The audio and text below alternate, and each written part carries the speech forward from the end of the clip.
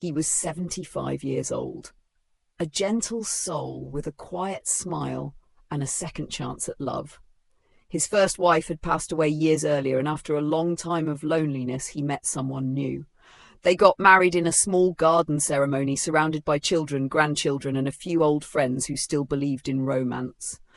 That night, full of joy and nervous anticipation, he and his new bride shared their first intimate moment. It was supposed to be tender, a celebration, but something went wrong. He collapsed shortly after. Cardiac arrest. He didn't survive. When I heard the story from a mutual colleague, my heart sank, not just because of the loss itself, but because I've seen this pattern before, over and over. A man in later life feeling hopeful again, reaching for connection, believing that love and desire don't expire with age, which they don't, but doing so without guidance, without preparation, without understanding how much his body has changed. And so I ask you gently and honestly, was it really his age that caused this? Was it illness? Or was it something else entirely? Something no one ever told him? This is the conversation we don't have enough, and yet it's the one that could save lives, restore marriages, and bring joy back to so many older men who think their best years are behind them. You see, we grow up thinking intimacy is natural, spontaneous, and effortless. That if the feeling is there, the body will follow. But that's only true until it isn't. After 60, things shift, the body changes, and intimacy becomes less about impulse and more about intention.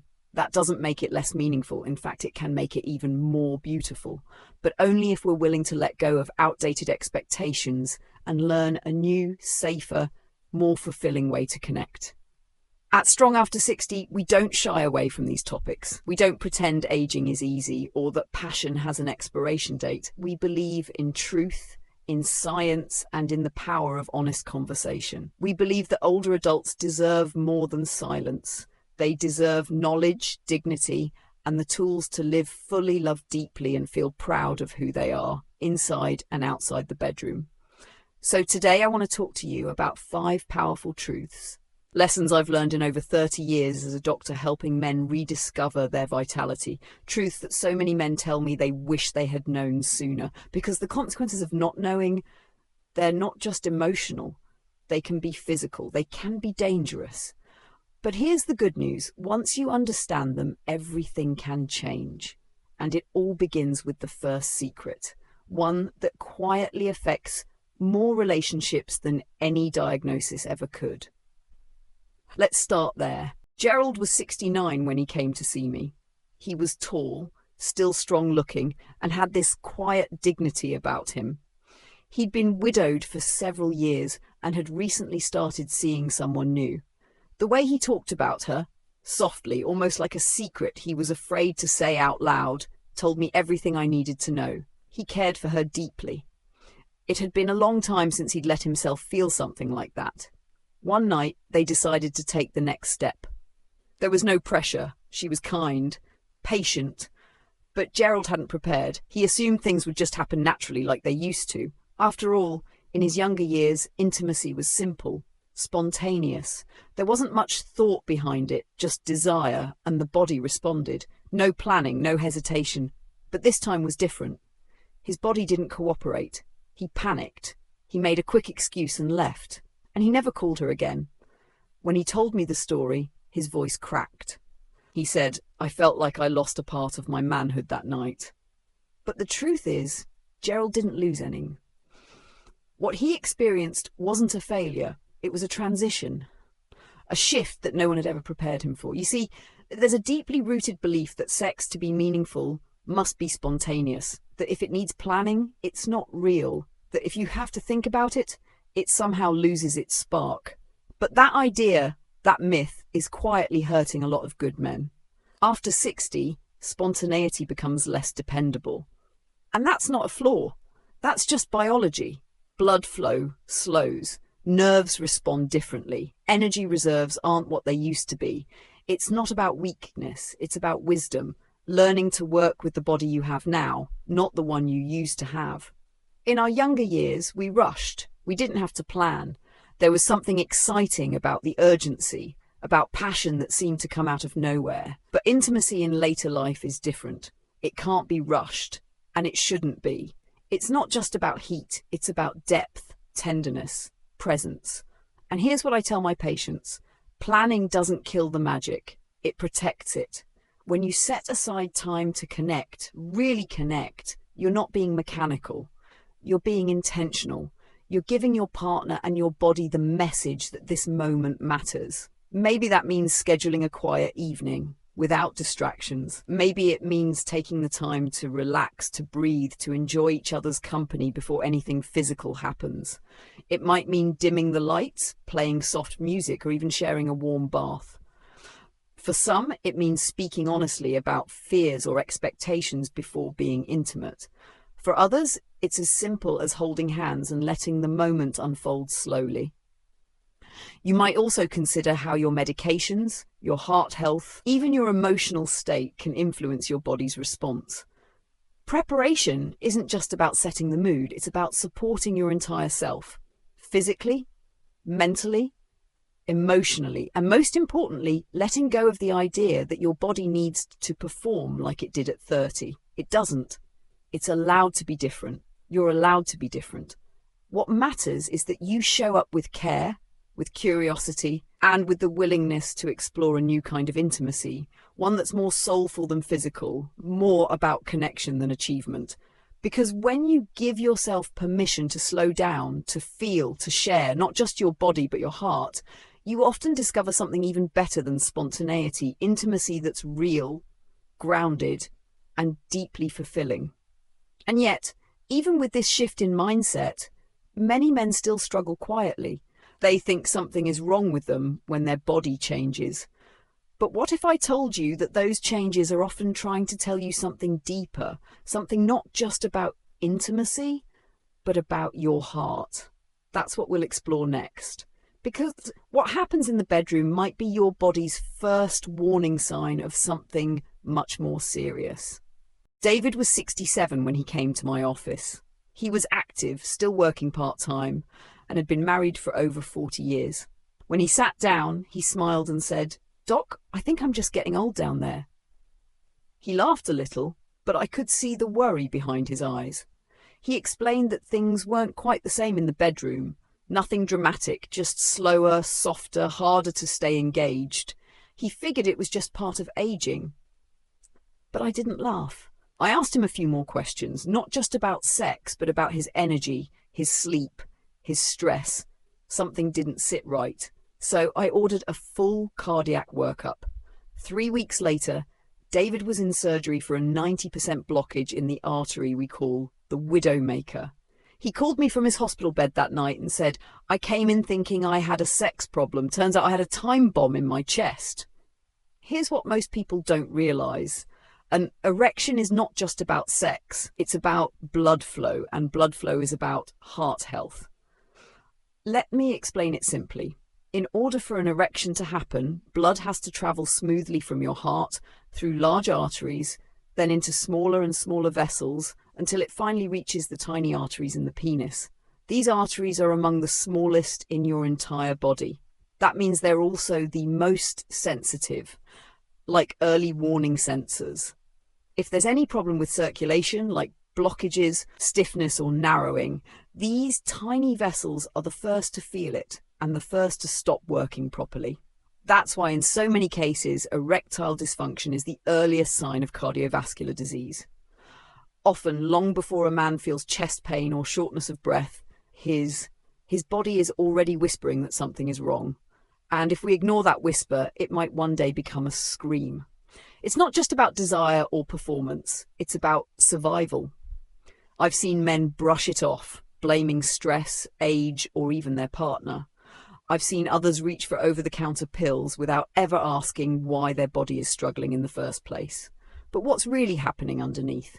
High blood pressure, diabetes, cholesterol, plaque buildup, silent threats that don't show up until something fails. So here's what I gently urge you to do. If you've noticed changes, any changes, in your ability to get or maintain an erection, don't feel ashamed. Don't hide it. Get curious. Ask questions. Talk to your doctor. request the tests, because it might not just improve your intimate life, it might save your life. After 60, our bodies are no longer shouting, they're whispering, and it takes wisdom to listen. A full checkup isn't just about blood pressure and weight. It's also about asking for a heart scan, checking cholesterol, monitoring blood sugar, and yes, talking openly about sexual function. These conversations aren't embarrassing. They're empowering, because they give you the chance to catch problems early when they're still manageable, still reversible. I've had patients who came in feeling frustrated or afraid and left not only with a clearer understanding of their health, but with a new sense of hope. And many of them return months later telling me, I feel stronger. I feel like myself again. Not because we fixed something down there, but because we treated the body as a whole with care, respect, and the courage to ask the right questions. So if you felt a change, don't ignore it. Don't wait. Let that signal guide you, not to shame, but to action. And while we've been talking about the physical signs, there's another layer just as powerful and often more deeply felt, the emotional side of intimacy. Because the heart doesn't just beat, it aches. And when we lose connection, not just physically, but emotionally, it affects everything. Let's talk about that next. Martin was 74 when he sat across from me in the exam room. He had kind eyes, the kind that looked like they'd seen both joy and sorrow. His wife had passed away 5 years earlier, and since then he'd been mostly alone. He came in not because something was physically wrong, but because, as he put it, I just don't feel anything anymore. He wasn't in pain, he wasn't ill, but he was tired, numb. He said the nights felt especially long. He missed the sound of her humming while folding laundry. He missed the way she'd hold his hand during movies, even the way they'd argue over silly things like where to hang the towels. What Martin didn't realise, and what so many people overlook, is that physical affection isn't just about romance or attraction. It's medicine, emotional medicine, that then doesn't come in a bottle, but from warmth, connection, and simple human touch. You see, when we experience physical closeness, holding hands, hugging, even gentle massage, our bodies release something remarkable, oxytocin. It's often called the bonding hormone. It helps us feel safe, calm, and connected.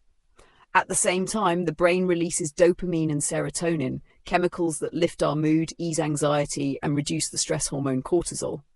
These aren't just feel-good moments. They have real, measurable effects on health. Regular affection helps improve sleep, lower blood pressure, strengthen the immune system, and even reduce the risk of heart disease and depression. And yes, it can absolutely slow cognitive decline by keeping the emotional parts of the brain active and engaged.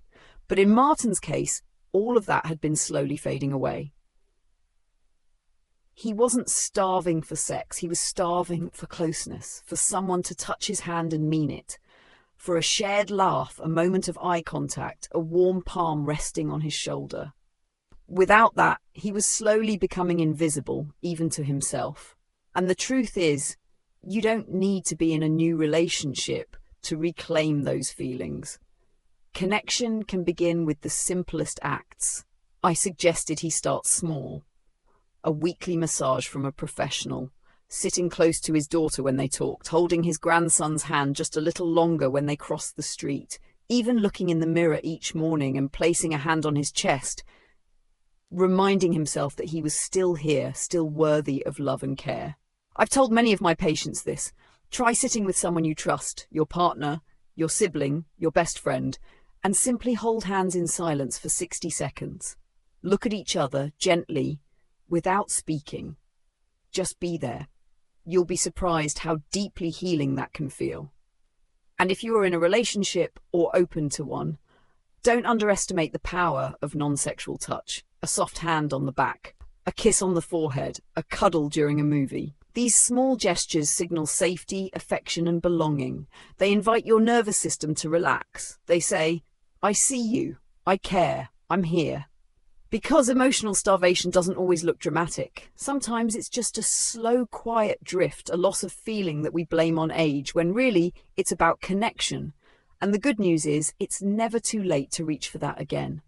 Martin started making small changes. He began visiting his neighbour for coffee, started attending a local support group, and even adopted a rescue dog. A year later, he told me, "I still miss her every day, but now I feel alive again." And that's what I want for you too, to feel alive. To know that intimacy, true intimacy, it's about perfection. It's about presence. But as we talk about presence and connection, there's something else we need to look at. Because while many older adults seek comfort, some quietly seek escape, not through people, but through screens. And what seems harmless might be changing more than we realise. Let's talk about that next. Walter was 71 when he came to see me, retired Navy, tall, proud and soft-spoken. He told me he hadn't been intimate with his wife in nearly 4 years. "We just drifted apart," he said, looking down at his hands. But as we talked more, the truth came into focus. Not with judgment, just with gentle honesty. What had started as occasional curiosity, watching adult content alone in the evenings, had slowly become a habit, then a routine, then a quiet replacement for connection. At first, it seemed harmless. It was private, easy, predictable. But over time, something shifted. Walter began noticing that real-life intimacy no longer excited him. His wife's touch felt unfamiliar, her voice, her movements, the natural rhythm of two aging bodies. It all felt distant, disconnected. Not because she had changed, but because his expectations had. And here's why. When we watch explicit content, the brain responds with a surge of dopamine, the pleasure chemical. It's the same chemical released during exercise, eating chocolate, even falling in love. But when that dopamine hit comes from a screen filled with constant novelty, unrealistic bodies, and exaggerated reactions, the brain starts to adapt. It begins to expect that same intensity, that same level of stimulation in real life. And real life can't compete. Over time, this rewiring leads to something called desensitization. Touch doesn't feel as exciting. Emotional connection feels too slow. Real intimacy, with all its imperfections and pauses, just doesn't measure up. And the saddest part? Most men don't realize it's happening until they've already started to pull away from the people they love. Walter told me, "I don't know what's wrong with me. I look at my wife and I feel nothing. I hate feeling that way." But it wasn't his feelings that were broken. It was his brain, slowly conditioned to crave something that wasn't real and to reject what was. I want to be clear, this isn't about shame, it's about understanding. The brain is incredibly adaptable, and that means it can also heal. It starts with awareness, with honesty, and with small intentional steps to reconnect with real experiences, real emotions, and real people. For Walter, we began with something simple. I asked him to write his wife a letter, not about sex, not even about their problems, but about a memory. The first time he saw her laugh so hard she cried, the way she looked when she danced in the kitchen barefoot, the little things, the real things. He handed her the letter one morning with a warm cup of tea. Later that week, he told me, she cried when she read it. Then we just sat together for a long time, no pressure, just closeness. And from there, he kept going. They started sharing music from their younger days, talking about old road trips, reading poetry out loud. It wasn't about reigniting passion overnight. It was about finding their way back to presence, to feeling something real again. So if you found yourself pulling away, if touch feels dull or your partner feels distant, I gently invite you to consider what you've been feeding your mind. Has it been full of noise, stimulation, distraction, or has it been grounded in connection, truth, and care? Try this. Instead of reaching for a screen at night, reach for a memory. Write a note, hold a photo, play a song you once danced to. Let your senses remember what it feels like to love in real life. Because you haven't changed. You've just forgotten for a moment how beautiful and human real connection can be. And now, before we close, there's one more truth I need to share with you. One last danger that hides behind pride and too often turns a night of love into a moment of tragedy. It's the secret most men never see coming, but once you hear it, you'll never forget it. Let's talk about that next. Leonard was 74 when he came into my office with a twinkle in his eye. "Doc," he said with a grin, "I've started seeing someone. She's younger, makes me feel young again. You get what I'm saying?" He laughed and I smiled with him. Love in later life is a beautiful thing, but I've been in this field long enough to know what often comes next. Leonard had a big weekend planned, a romantic getaway, candles, wine, music, the works. He was excited. But I could also see the pressure building behind that excitement. He wanted everything to go perfectly. He wanted to prove to her, and maybe more importantly to himself, that he still had it, that he was still a man. I gently reminded him, Leonard, sex is not a performance. It's a connection. And your heart isn't the same as it was at 30. That doesn't make you any less of a man. It just means you need to treat your body with the respect it's earned. He nodded, said he understood, but 2 weeks later I got the call. He'd collapsed in a hotel room during intimacy. Cardiac arrest. His partner panicked, called for help, but it was too late. I share this not to scare you, but to help you see what Leonard didn't. The most dangerous moment for older men isn't when they feel weak. It's when they feel invincible. When pride takes the wheel and tells them to push harder, go faster, skip the preparation. That moment, driven by ego, can come with a terrible cost. Sex is physical activity. Your heart rate rises, blood pressure increases, breathing deepens. It's like climbing a small hill, and if your heart isn't ready, that hill can feel like a mountain. That's why, before being intimate, especially after 60, it's important to pause and check in with your body, not to kill the moment, but to protect it. Here's a simple 5-point safety checklist I recommend to my patients. 1. How's your breathing? If you're easily winded after walking up a flight of stairs, your heart may not be ready for intimacy just yet. 2. Check your blood pressure. Make sure it's stable, especially if you're on medication. Too high or too low can lead to fainting, dizziness, or worse. 3. Avoid mixing medications. Never take enhancement pills, especially over-the-counter ones, without checking with your doctor. They can dangerously interact with blood pressure or heart meds. 4.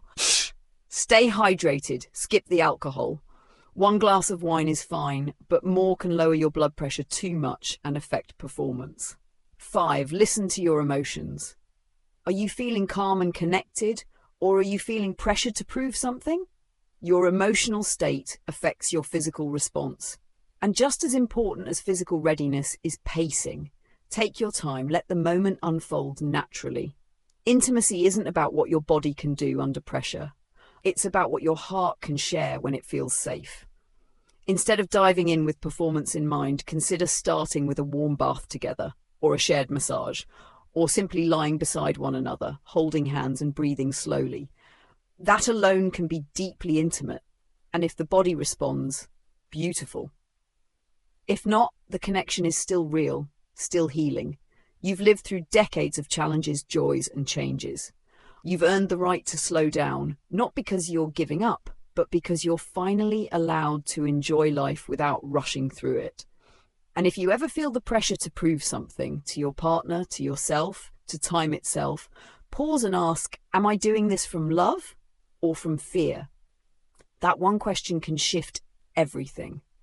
Now that we've uncovered these 5 truths about spontaneity, the heart, emotion, the effects of screens, and the danger of proving something, you might be wondering, what next? How do I begin again with all this new awareness? That's exactly what we'll talk about in our final moment together.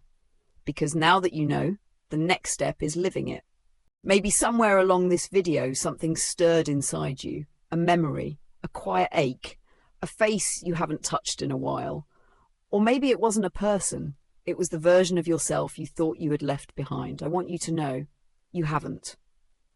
Aging doesn't mean disappearing. It doesn't mean your tenderness has expired or that your desires no longer matter. It simply means the rules have changed. And now, with softer steps and wiser hearts, we're invited to learn a new way to love. Slower, deeper, more present. You don't have to prove anything to anyone. Not your strength, not your manhood, not your worth. You've already lived enough to know that love isn't measured in grand gestures or perfect performances. It's in the quiet moments. A shared laugh, a hand held through silence, a letter left on the pillow, a breath that rises and falls beside your own. If your body needs more time, give it time. If your heart needs healing, let it rest. If your soul longs for connection, reach for it. Because the truth is, there are still so many things left to feel, to hold, to give. You are not past your prime. You are standing at the edge of a new chapter, and perhaps the most beautiful one yet. So, as we end this conversation, I won't ask for much, just this. If something in this video made you pause, if a story reminded you of your own, or if you simply felt seen for the first time in a while, let that feeling stay a little longer. Sit with it, honor it. And if you feel like sharing even just a word or two, I'll be here listening. This channel, Strong After 60, was made for moments like that. For the stories that aren't shouted but whispered. For the truths that age has taught us, and for the love that still has room to grow. You are not alone, and you are never too old to feel new again.